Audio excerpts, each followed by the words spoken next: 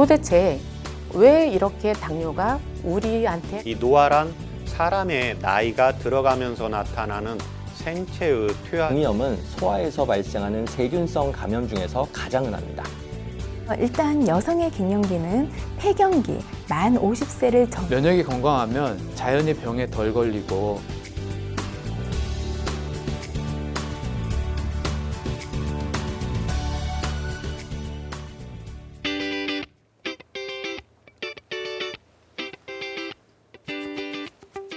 안녕하세요. 건강보감 한의사 이유준입니다. 면역은 내 몸을 지켜주는 중요한 기능을 하는데요. 면역이 약하면 쉽게 병에 걸리게 됩니다. 세균과 바이러스에 감염됐을 때 이겨내지 못하면 사망하게 되는 경우도 있습니다.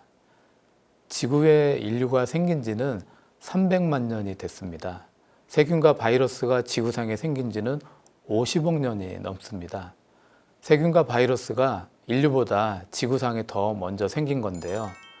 세균과 바이러스가 지구에서는 인류의 선배에 해당한다 할 수 있습니다. 인류는 세균과 바이러스와의 전쟁을 통해서 멸종할 수도 있는 고비를 넘기면서 지금까지 살아왔습니다. 인간은 면역이라는 기능을 통해서 세균과 바이러스를 극복하고 있습니다. 오늘은 면역과 건강에 대해서 말씀드리겠습니다.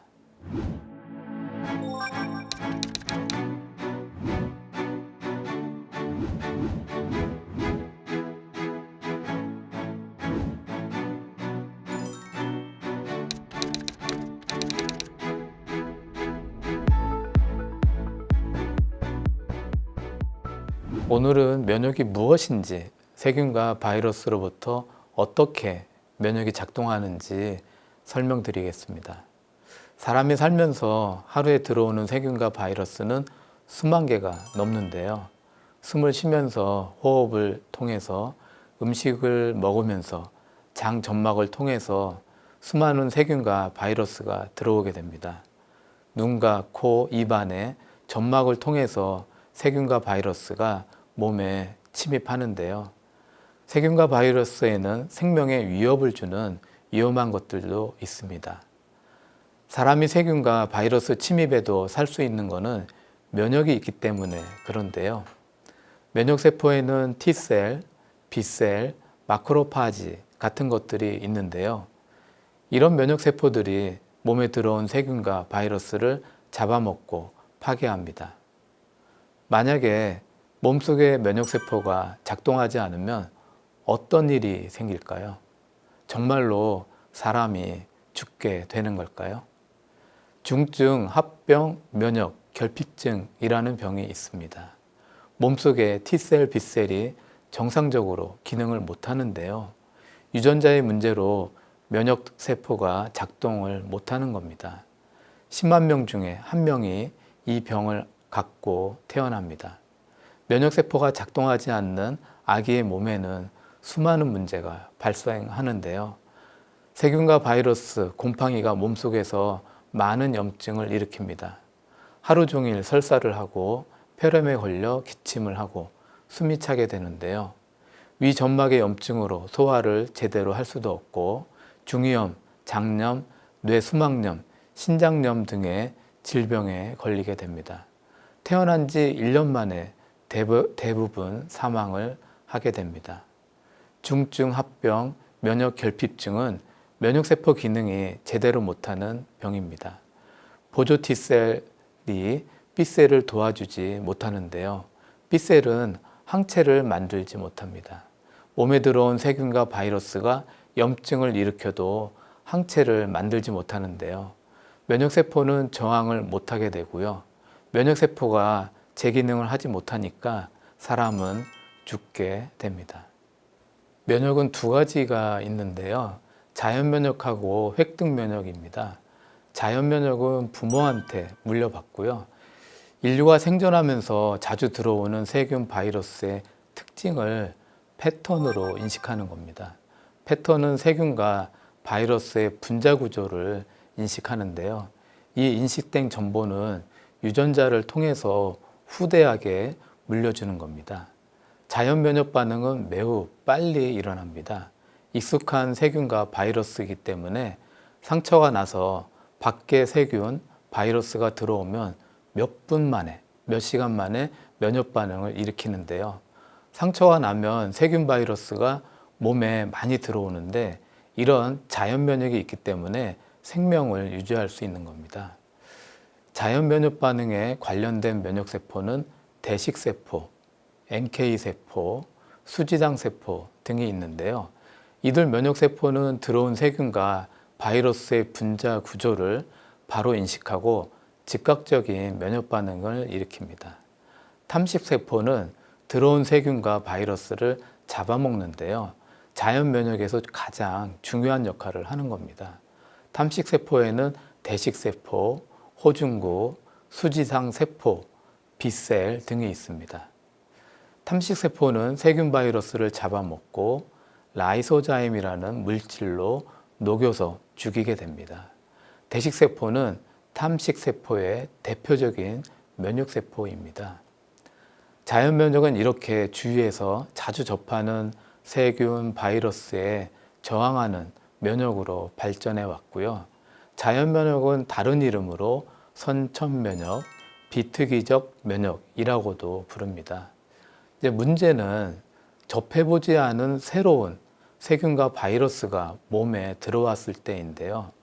변이된 세균과 바이러스는 자가면역으로는, 자연면역으로는 잘 제거되지 않습니다. 이 중에는 생명을 위협하는 치명적인 것들도 있습니다. 세균과 바이러스도 생존을 위해서 몸부림을 치는데요. 살기 위해서 돌연변이를 하고 진화를 합니다. 돌연변이 된 세균과 바이러스는 사람 몸에 들어오면 면역세포가 쉽게 제거하지는 못합니다. 자연면역은 변이된 세균과 바이러스를 바로 처치할 수는 없는데요. 이유는 분자 구조, 모양이 바뀌었기 때문에 인식할 수 없어서 그렇습니다. 이런 문제를 해결하는 것이 획득 면역인데요. 획득 면역은 후천 면역, 특이적 면역 반응이라고도 부릅니다. 인류 역사에 새로운 바이러스, 세균이 몸에 들어왔을 때 많은 사람이 사망하는 경우가 있었는데요. 처음 접한 바이러스, 세균에 면역이 생기지 않았기 때문에 그렇습니다. 1700년도에 천연두 때문에 유럽 인구의 4분의 1, 3분의 1이 사망한 적이 있었는데요. 그 당시에 제너라는 영국 의사가 특이한 사실을 알게 됩니다. 소의 천연두인 우두에 걸린 사람이 천연두에 걸리지 않는다는 건데요. 천연두에 걸리면 얼굴에 흉터 자국이 남는 경우가 많았습니다. 결혼하지 않은 젊은 여성들은 천연두를 매우 두려워했고요. 얼굴에 흉터가 생기면 남성들이 결혼을 기피하는 문제들이 있었습니다. 이 당시에 유행했던 것이 있습니다. 결혼 상대를 고를 때 조건이었는데요. 우두에 걸린 적이 있는 여성이 결혼 상대의 조건이었습니다. 우두에 걸린 여성이 천연두에 걸리지 않기 때문이었는데요. 이 사실을 알고 제너가 새로운 시도를 해봅니다. 소젖을 짜다가 우두에 걸린 여성을 찾아내는데요.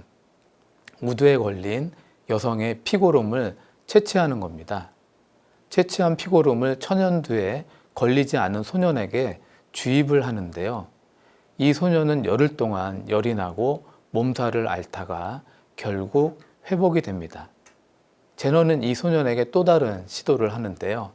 천연두에 걸린 사람의 피고름을 이 소년에게 주입을 합니다. 결과가 어떻게 되었을까요? 천연두에 걸렸을까요? 이 소년은 천연두에 걸리지 않았습니다. 소년은 면역이 생긴 겁니다. 천연두에 면역이 생겨서 천연두균이 들어와도 이겨낸 겁니다.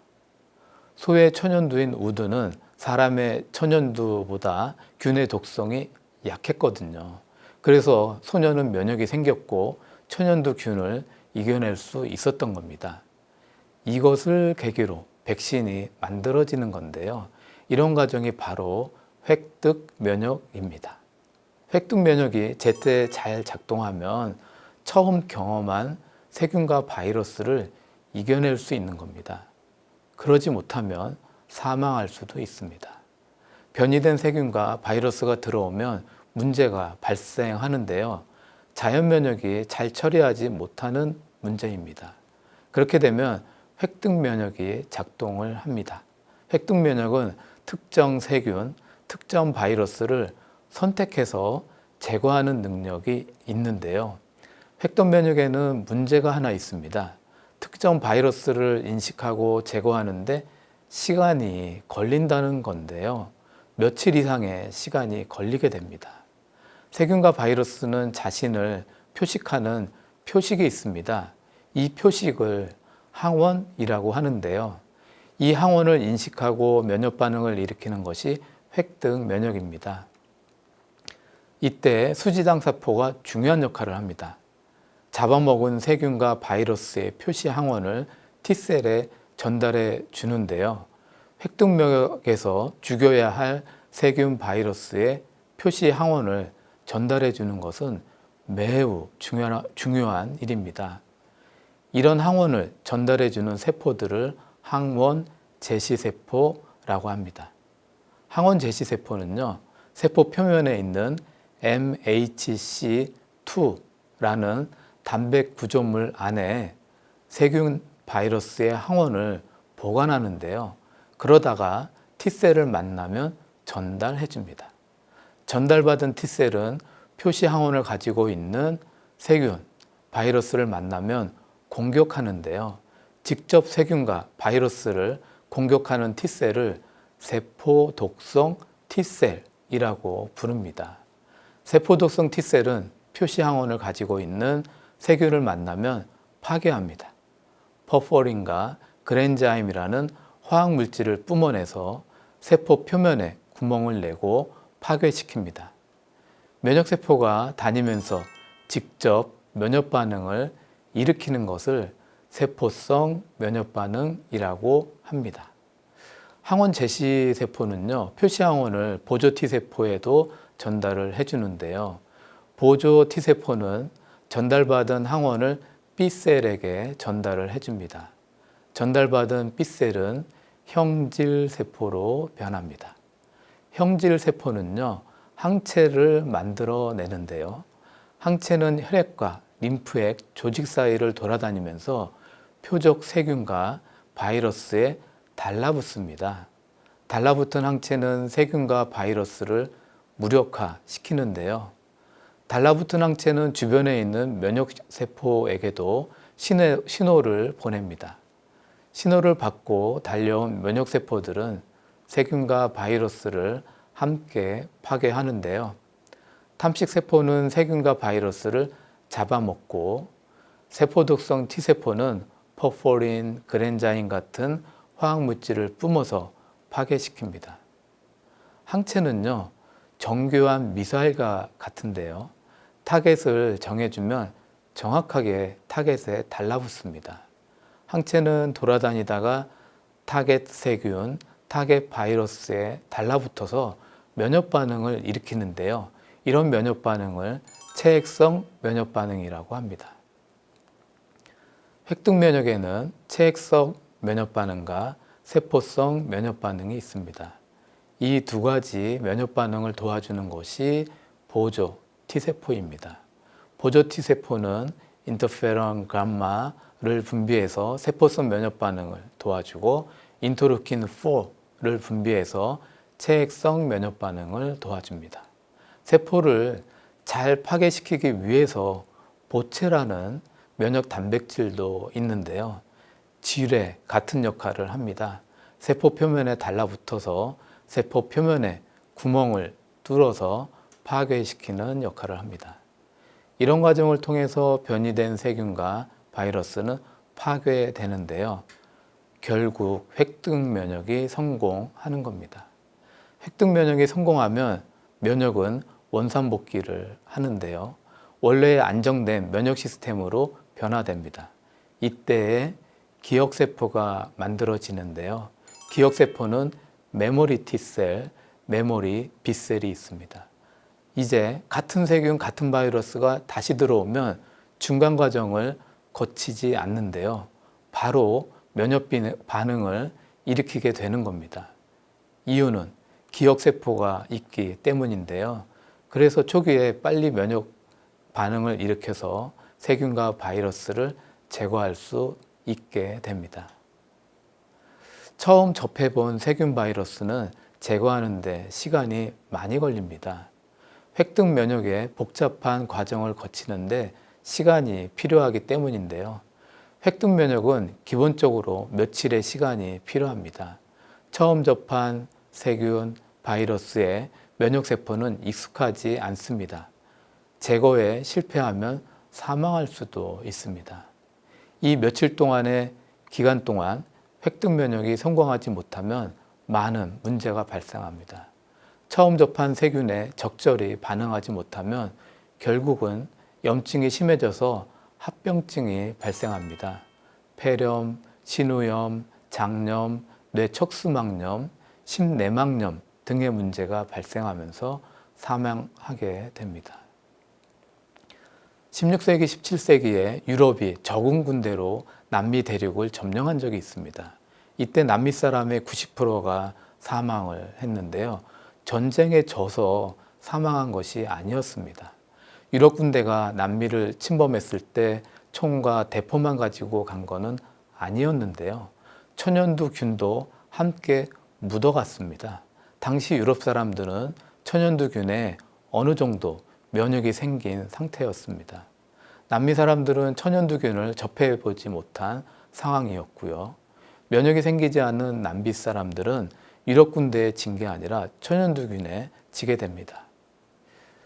인류 역사상 가장 많은 사망자를 낸 전염병이 있습니다. 스페인 독감인데요. 변이된 바이러스 중에 치명적인 것이 스페인 독감이었습니다. 스페인 독감으로 많은 사람들이 사망을 했는데요. 5천만 명의 사람들이 사망했습니다. 이 당시 인류는 18억 명이었습니다. 세계 인구의 3%가 사망을 했는데요. 100명 중에 3명이 사망을 한 겁니다. 미국 캔자스주의 미군 부대에서 시작한 이 독감이 전 세계로 퍼졌는데요. 1차 세계대전 중이라서 많은 수의 미군이 유럽으로 파병을 갑니다. 1918년도에 프랑스에 주둔했던 미군 부대에서 독감이 돌기 시작합니다. 이후로 유럽, 아시아 전 세계로 독감이 퍼져갑니다. 1차 대전으로 1,700만 명이 사망을 했는데 스페인 독감은 5천만 명의 희생자를 냈습니다. 전쟁보다도 더 많은 사람이 사망을 했습니다. 그래서 스페인 독감은 인류 최대 재앙으로 불립니다. 1980년대 5월에 세계보건기구에서 천연두 종식을 선언했습니다. 인류가 전염과의 전쟁에서 승리했다고 많은 사람들이 믿었는데요. 그러나 이후로 많은 사람들이 전염병으로 사망했습니다. 2003년도에는 사스, 2009년도에는 신종 인플루엔자, 2015년도에는 메르스 등의 전염병으로 많은 사람들이 사망했습니다. 한국에서는 매년 독감으로 2,000명에서 3,000명이 사망을 하는데요. 아직은 인류가 전염병과의 전쟁에서 이기지 못했다는 증거이기도 합니다. 야생동물을 식육하면서 동물의 바이러스가 사람에게 확산되고 있고요. 자연을 파괴하면서 새로운 바이러스가 사람에게 감염이 됩니다. 교통의 발달로 사람의 이동은 전염병을 확산시킵니다. 면역은 세균과 바이러스로부터 내 몸을 보호해주는 중요한 역할을 하는데요. 면역 건강을 잘 유지하는 것이 건강관리의 핵심이라고 할 수 있습니다.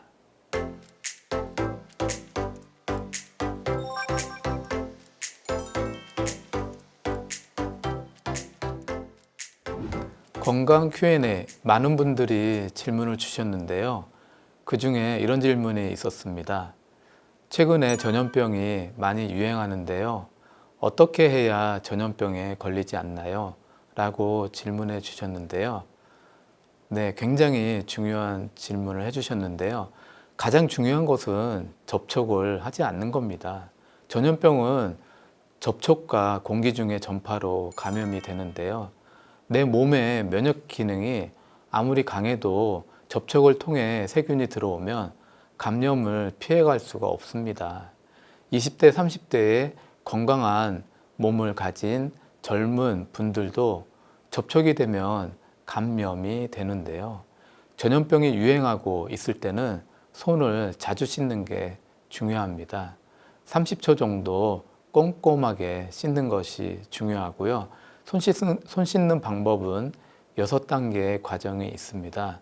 첫 번째는 손바닥을, 두 번째는 손등을, 세 번째는 손가락 사이, 네 번째는 양손을 모으고, 다섯 번째는 엄지손가락, 여섯 번째는 손톱을 손바닥에 비비면서 씻는 방법입니다. 마스크도 꼭 착용을 하셔야 하고요. 마스크를 사용하면 공기를 통한 전염을 막을 수 있습니다. 사람은 무의식적으로 손으로 얼굴을 만질 수밖에 없는데요. 하루에 25번 넘게 손으로 얼굴, 코, 눈을 만지게 됩니다. 손의 세균이 코와 눈의 점막을 통해 몸에 들어오는 이유가 되는데요. 그래서 마스크를 쓰는 게 중요합니다. 전염병이 돌 때 면역을 증강시키는 방법을 많이 물어보시는데요. 가장 좋은 방법은 휴식입니다. 무엇을 먹는 게 면역에 가장 좋은가 물어보시는 분들이 많은데요. 먹는 것보다 더 좋은 방법이 휴식입니다. 휴식이 면역을 높이는데 먹는 것보다 더 좋은 효과가 있습니다. 몸은 쉴 때 면역 기능이 올라가게 되어 있습니다. 너무 과로하지 마시고 적절한 휴식을 취하시는 것이 좋습니다. 휴식 중에 가장 중요한 휴식이 충분한 수면인데요. 잠을 충분히 주무시면 몸의 면역 기능이 강화됩니다. 충분한 수면을 취하시고 적절한 휴식을 취하시면 면역 기능을 증강시킬 수 있습니다. 충분한 수면의 조건은요, 밤 10시에 주무시는 겁니다. 밤 10시에 주무셔야 몸의 면역 기능을 올려주는 호르몬이 분비되기 때문에 그렇습니다.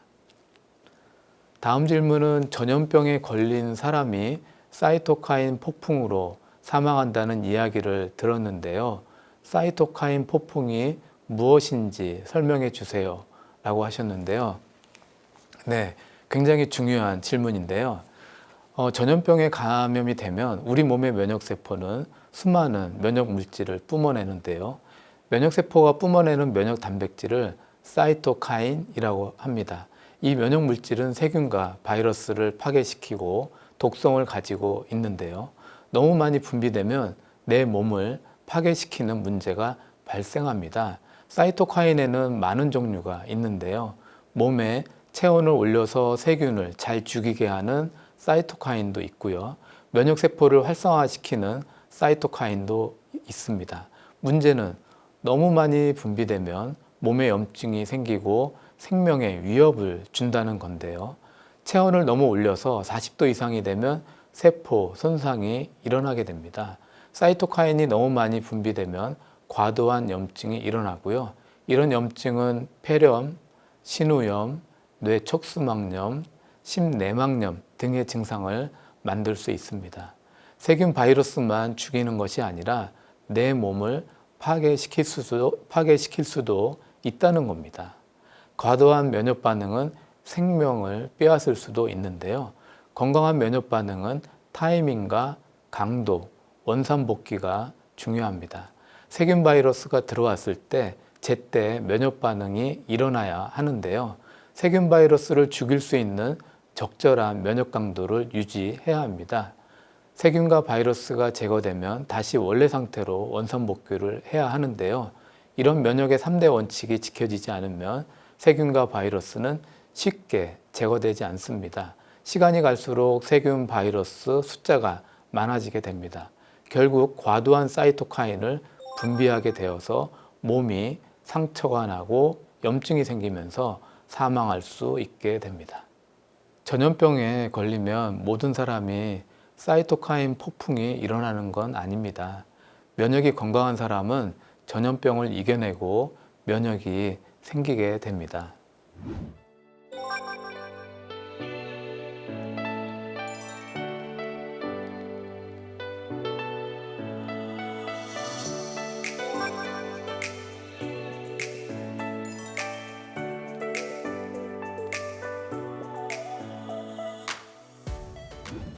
건강보감, 이제는 마칠 시간인데요.